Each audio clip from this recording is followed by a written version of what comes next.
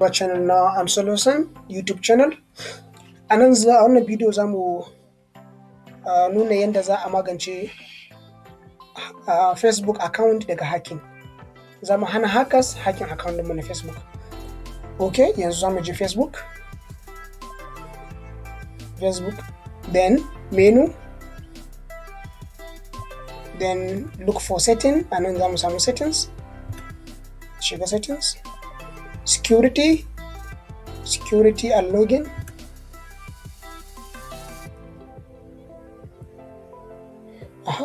Then a nan gurin za ku iya ganin cewa su waye ne suka hau muku Facebook, daga ina kuma aka hau.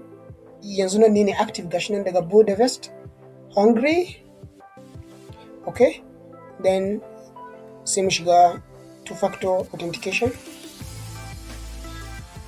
use text message, ga wannan number.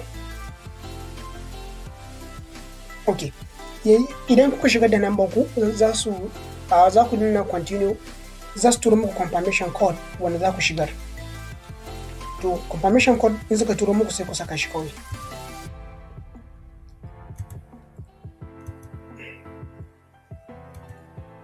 Six digit ne, gashi nan. Write it carefully. Idan bai zo ba sai ku zanna resend, za su yi turawa.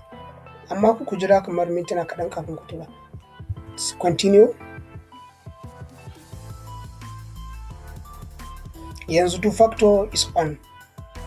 Yanzu duk lokacin da kuka so za ku hau Facebook ku da wata browser ɗin ko kuma da wata device ɗin ko wani waya wanda ba ku taɓa hawa da shi ba, ko kuma Facebook ba su recognizing kai ne ba, za su tura maka code ɗin nan sai ka shigar da shi. Wasu code ɗin guda 6 su tura a number da ka saka. To sai ka shigar kafin nan za su baka shiga. Then done. Yanzu is on. Yanzu two-factor is on. So that yanzu shikenan an gama factor authentication. Thank you.